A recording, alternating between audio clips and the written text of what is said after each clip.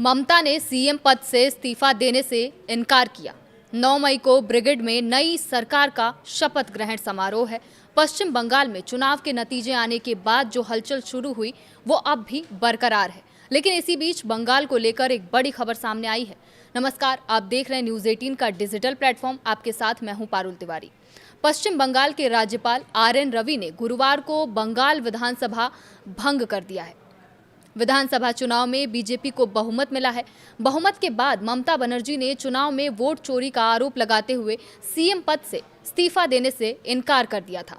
इसके मद्देनजर 2026 के चुनाव प्रक्रिया के पूरा होने के बाद पश्चिम बंगाल के मौजूदा गवर्नर आरएन रवि ने एक बड़ा कदम उठाया है। विधानसभा भंग कर दिए जाने के बाद ममता बनर्जी अब स्वाभाविक रूप से राज्य की मुख्यमंत्री नहीं रही।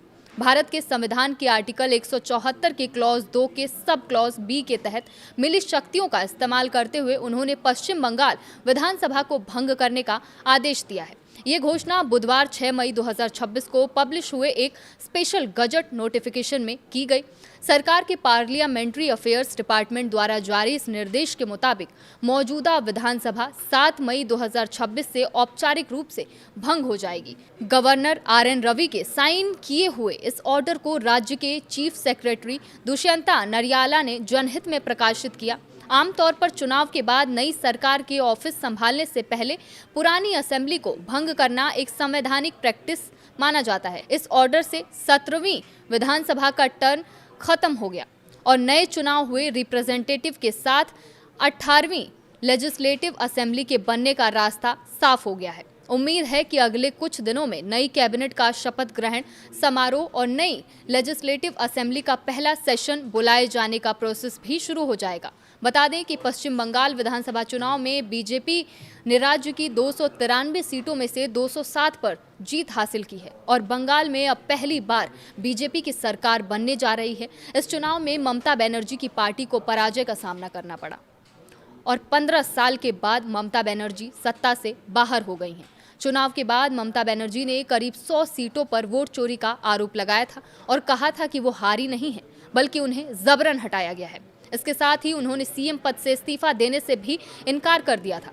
सीएम पद से इस्तीफा देने के इनकार के बाद राज्यपाल की ओर से ही विधानसभा भंग करने का निर्णय लिया गया है। इससे सीएम के रूप में खुद ममता बनर्जी का कार्यकाल खत्म हो गया है। तो वहीं दूसरी ओर बीजेपी ने नई सरकार गठन करने की प्रक्रिया को शुरू कर दिया है। केंद्रीय गृह मंत्री अमित शाह गुरुवार की रात को कोलकाता पहुंचे। शुक्रवार को बीजेपी के नवनिर्वाचित विधायकों की बैठक होगी। इस बैठक में विधायक दल के नेता का चयन किया जाएगा। उसके बाद 9 मई को कोलकाता के ब्रिगेड मैदान में नए सीएम शपथ लेंगे। नई सरकार का शपथ ग्रहण समारोह रविंद्र जयंती पर ब्रिगेड में होगा। डबल इंजन वाली सरकार जनता को गवाह बनाकर अपना सफर शुरू करेगी। प्रधानमंत्री और गृह मंत्री शनिवार को ब्रिगेड में शामिल होंगे। बीजेपी शासित राज्यों के कई मुख्यमंत्री मौजूद रहेंगे।